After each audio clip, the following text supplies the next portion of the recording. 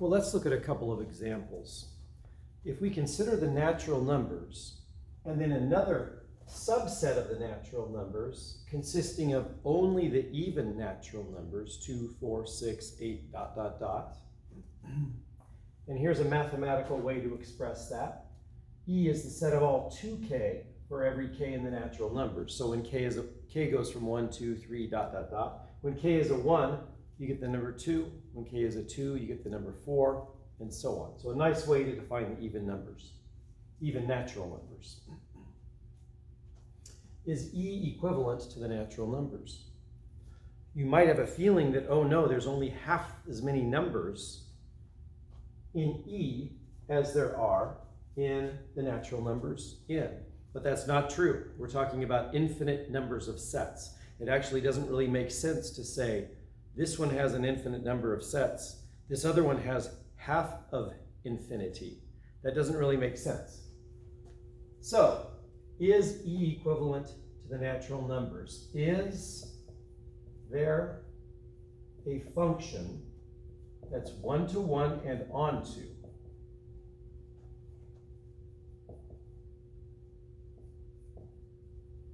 from in to E?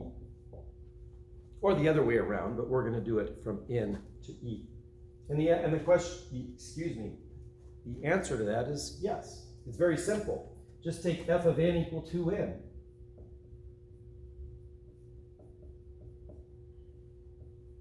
For all n in the natural numbers. That function is one-to-one and onto. So when n is a 1, it gets mapped to the number 2. When n is a 2, it gets mapped to the number 4, and so on. Notice that every single even number gets mapped to, and it's a one-to-one function.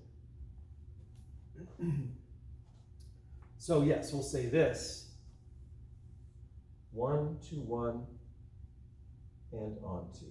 So those two sets are equivalent, which is interesting, very interesting. E is equivalent to n, but E is a proper subset of n.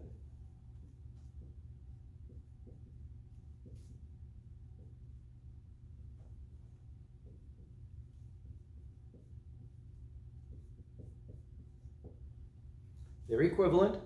There's a one-to-one and onto function that connects them, so to speak. But n has, get this, an infinite number of elements that are not in E. So it's very interesting when you're talking about infinite sets. Let's take a look at this second example.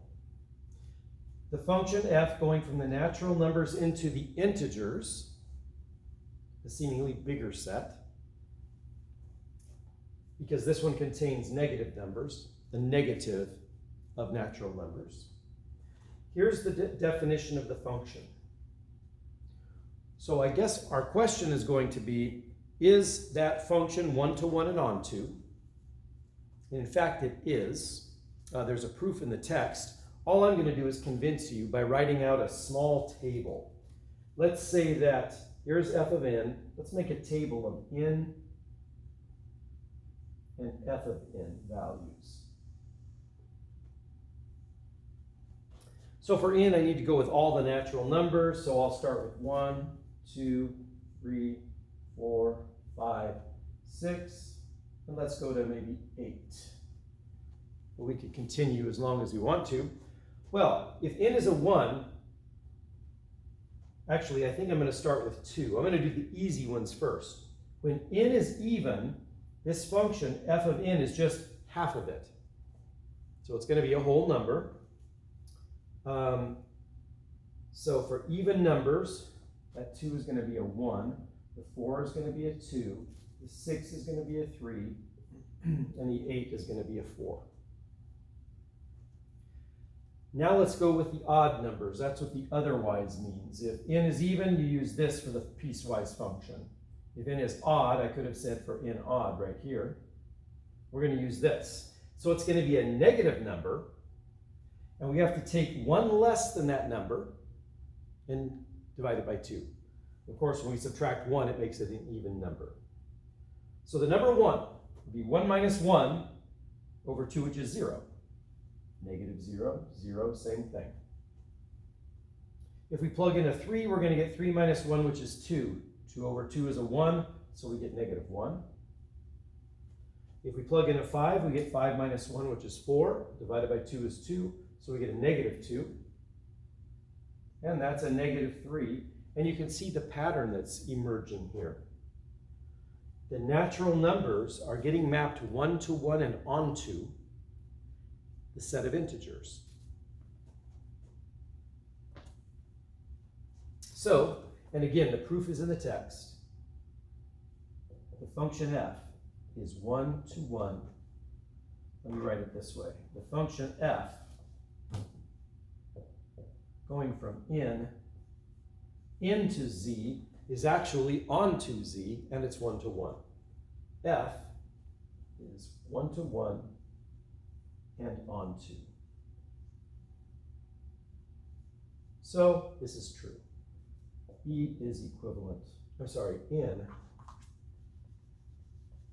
the natural numbers are equivalent to the integers.